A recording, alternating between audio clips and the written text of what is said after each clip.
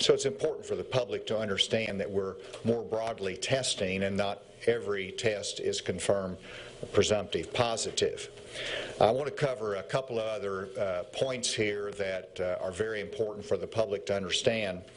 First of all, in terms of personal protective equipment, we have a set of inventory that's within the Department of Health, and we expect that to be expanded dramatically next week. Within 7 days, we should have an additional 28,000 N95 masks and respirators, 66,000 additional surgical masks, as well as other equipment that will be coming in. And so that has been on order. It should be here next week, and so we're not a shortage of that in terms, it's a matter of allocating that out then to our healthcare community. In terms of UAMS, I'm delighted that they put on order testing equipment that can be expand our testing capability in Arkansas, and that has received priority, and we're hopeful that that will be soon online as well.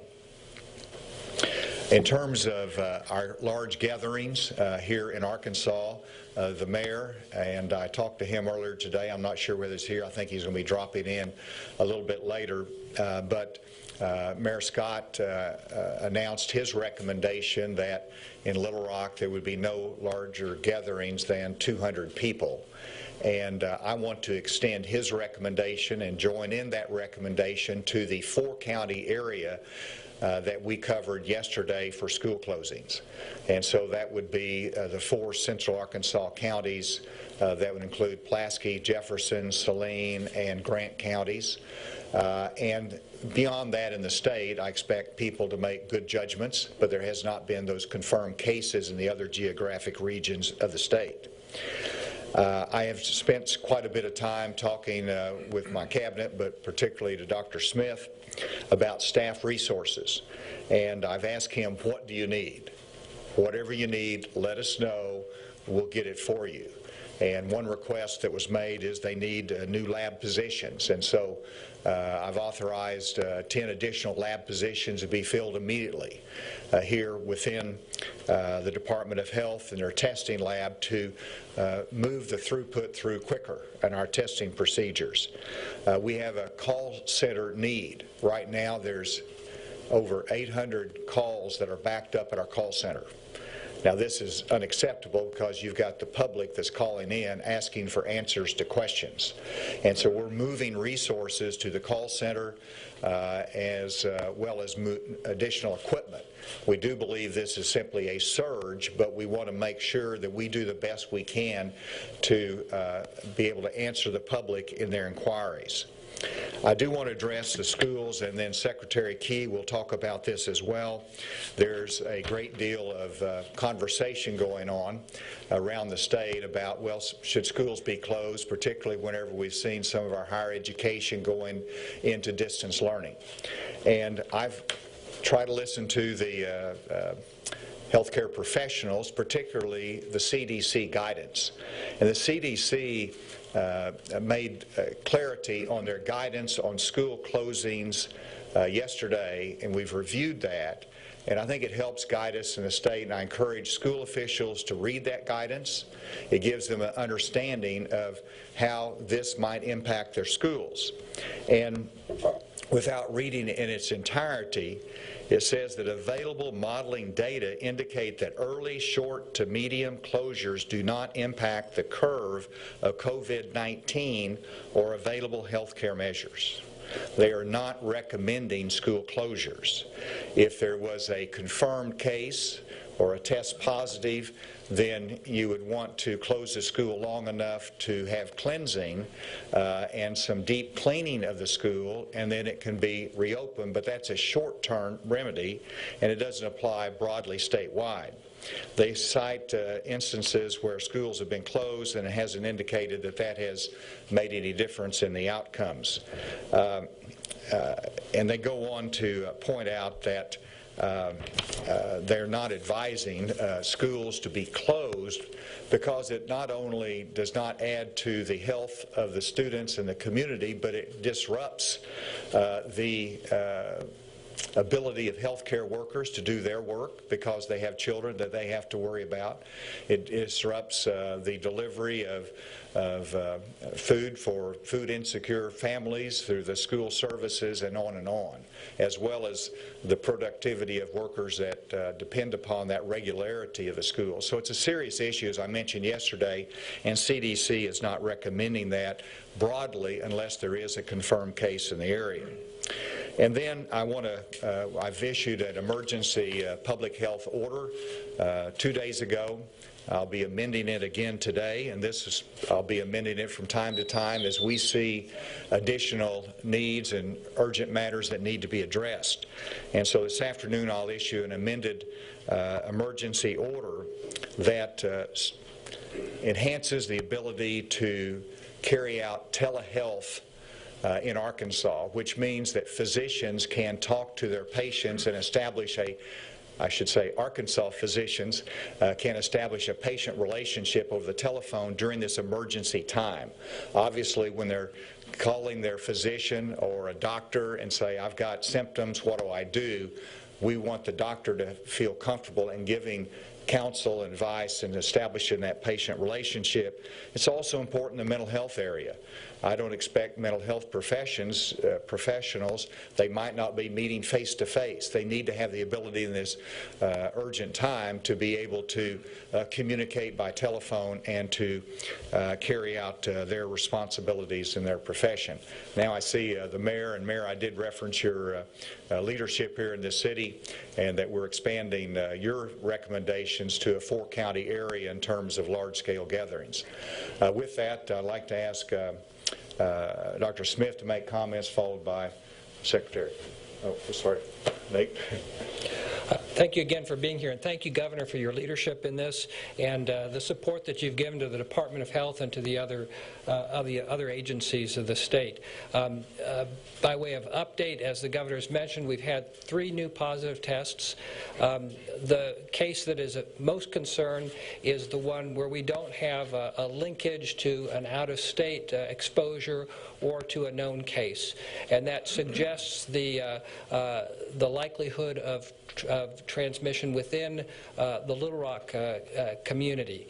And what the Governor has suggested in terms of avoiding large gatherings, which the Mayor and his team had already put into place, we would extend that to the larger 4-county area.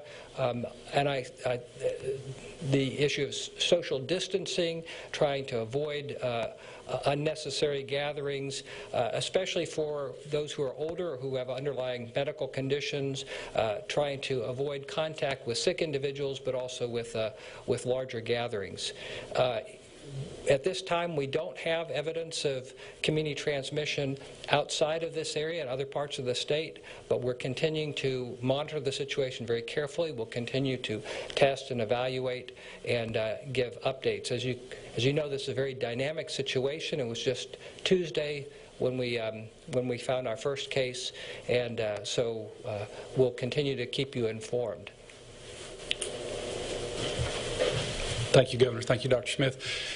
So the Department of Education obviously has been receiving a lot of phone calls from school leaders and superintendents around the state.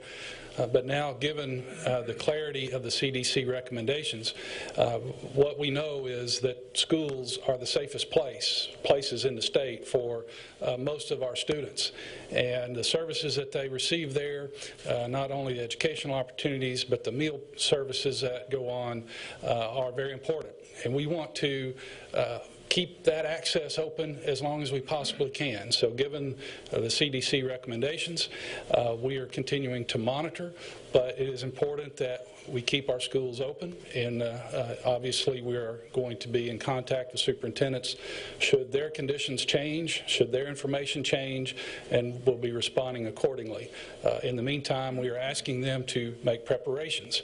It is also prudent, even though we want to keep schools open, it is prudent for them to make preparations with respect to meal services, to other services that might be necessary to keep plans in place for how they deal with the most vulnerable students, looking at their capacity to do online or digital delivery.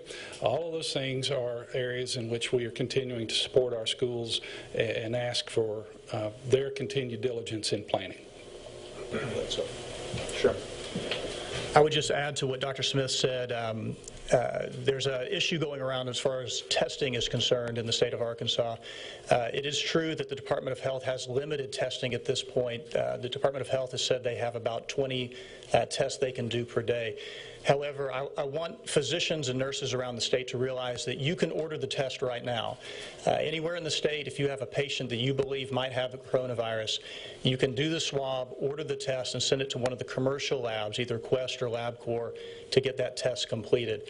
This is really important. We've had a lot of clinicians that have had a lot of concern about this, and a lot of patients and patient families that have had concern about this. What we're asking the people of Arkansas to do, though, is to realize that there are 3 million people in the state of Arkansas. Obviously, if everyone decides they need a coronavirus test, that's going to overwhelm any lab. So please be discerning in your request for lab testing. We recommend that you call your primary care physician and have a discussion first. But certainly, the Department of Health is available to answer any questions as needed.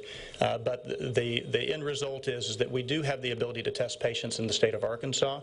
And so those around the state who have concerns about maybe being exposed or having coronavirus can get tested. Thank you.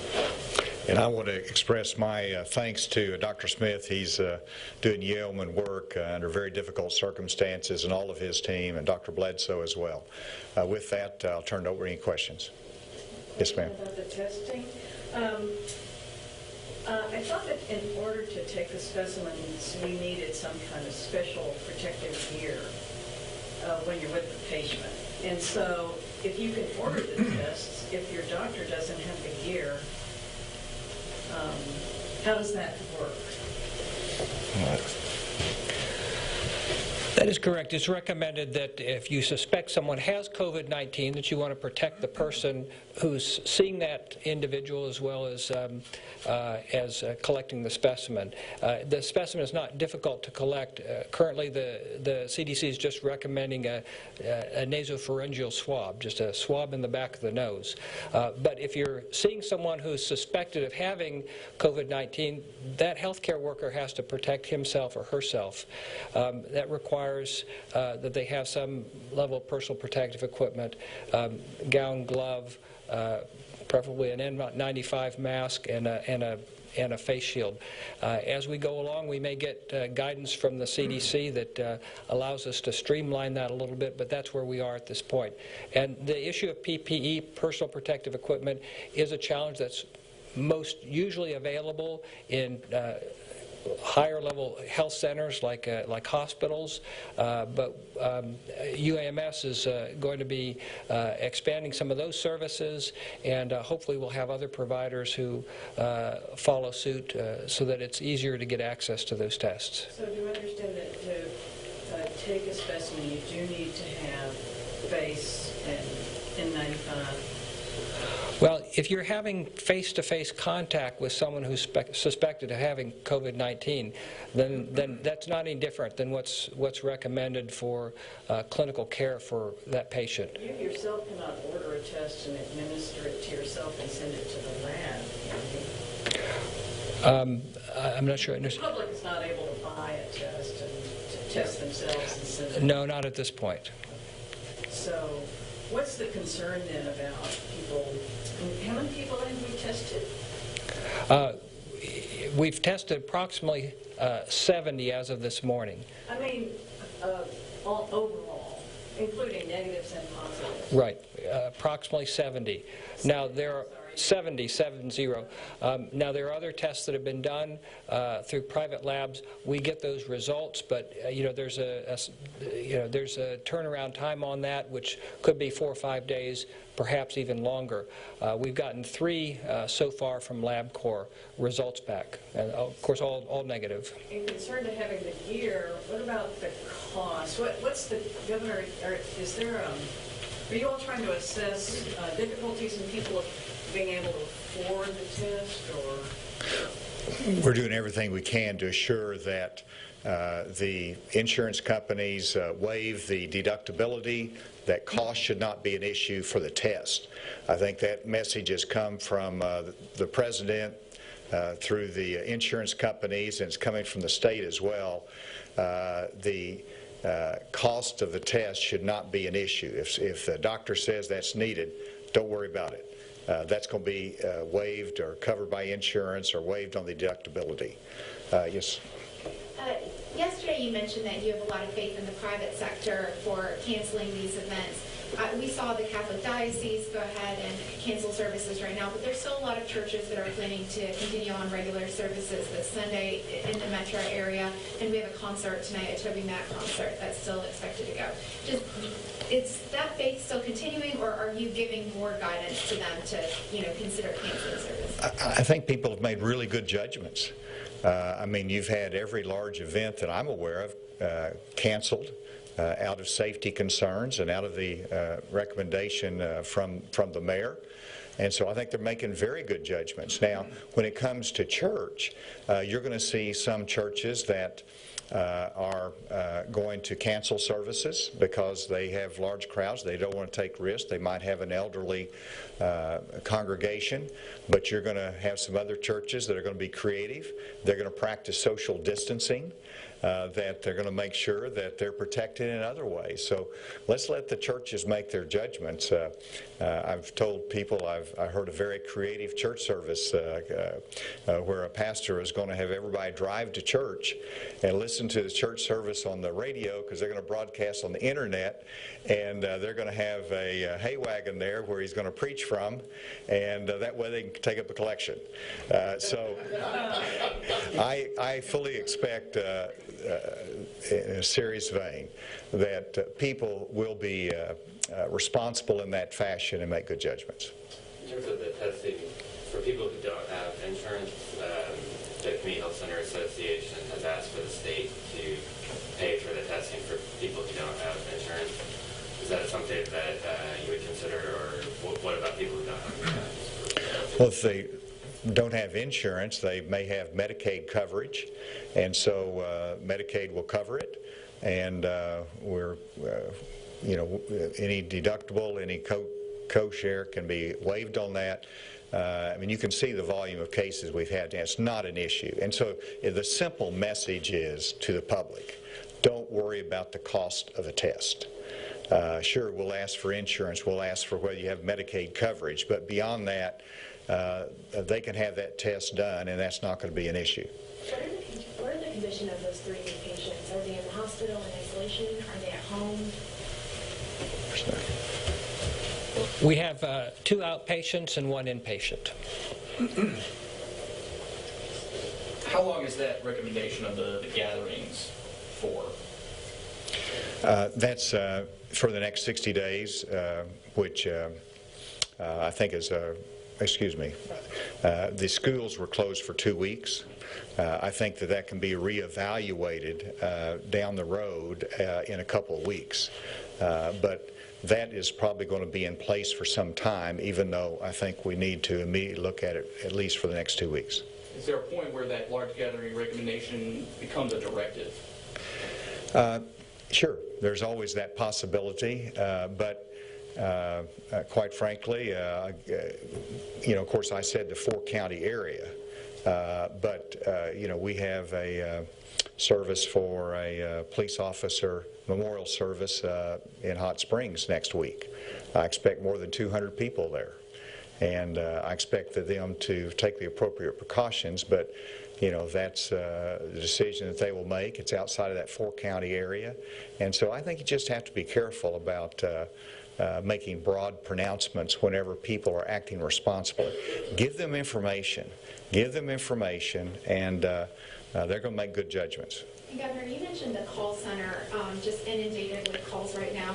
Can you specifically tell me kind of what resources you're directing that way, and whether or not some of those resources can be just education within the physicians? We've gotten a lot of calls from viewers who their physicians are like, oh, I don't know, call the health department, and that's their first directive.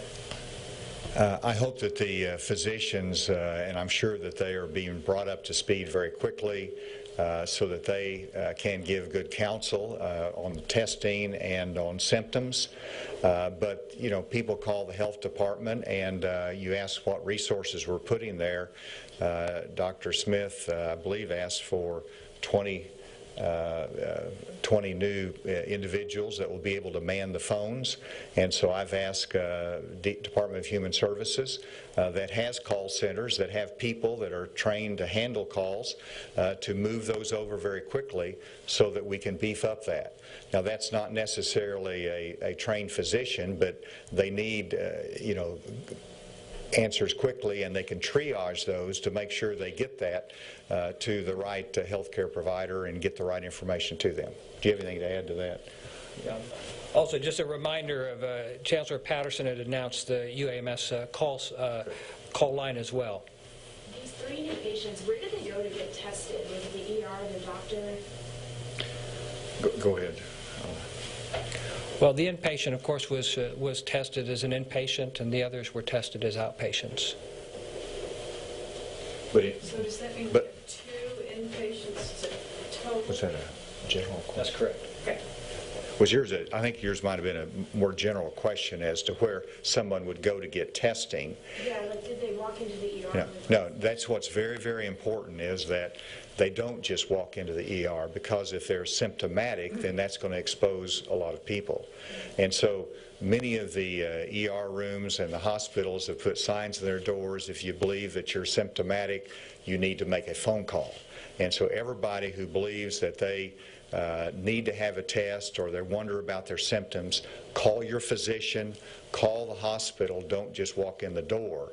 And that's where they can give them advice on where to go for the test and what they need to do. Commissioner Key, we've decided that 2 weeks is the time period. Is that going to be evaluated at the end of the 2 weeks and possibly extended?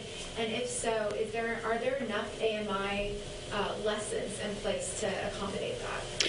Yeah, so the reason it's 2 weeks is because one of those weeks is spring break.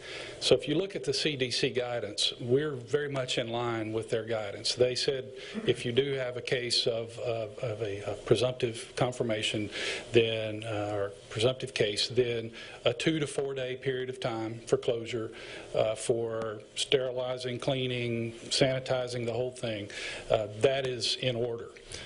If you look at the call that we made, it's 6 days today, all of next week, and then because of the impact of spring break, it ends up being over 2 weeks.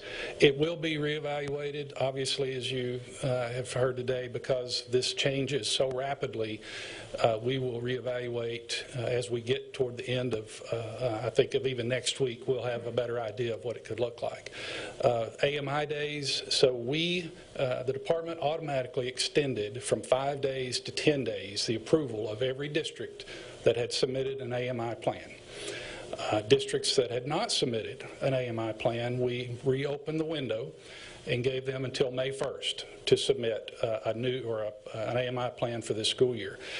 So they will have those 10 days. Under the statute, that's the limit. Obviously, we're working with them to make sure that their lessons are quality lessons. As a matter of fact, one of my colleagues just told me that she felt like she was in school because she's gotten 3 emails about her students' AMI assignments. So we have some districts that have very robust plans, and we're helping the other districts around the state to have robust lessons as well. Again, acting prudently to make sure that we're prepared in the case of additional closures down the road. We have one last question. I was thinking you had one, ma'am, but did you? No. All right here. Oh, I'm sorry, I did have one last question. I thought I saw it a minute ago. All right, we'll come back to you. Are you going to have daily updates? I mean, will we hear something from you on the weekend about what's happening? Only as needed. I don't necessarily expect that, and I hope that's not necessary. What we're trying to accomplish is effective communication to the public, giving them the truth, giving them information to make good decisions. So that's why we're here. And I expect that as long as necessary, Dr. Smith will be doing that. I will join these as needed, and because I want to be able to make sure the public knows that we're providing the resources that needed and that we're coordinating as a whole of the state government to address this, and in partnership with our cities and our healthcare institutions. Yes, sir. This would be for your Director Key. Has there been any preliminary conversations about shifting state testing dates or dealing with any of that? But he's ready to get up there. I'm ready.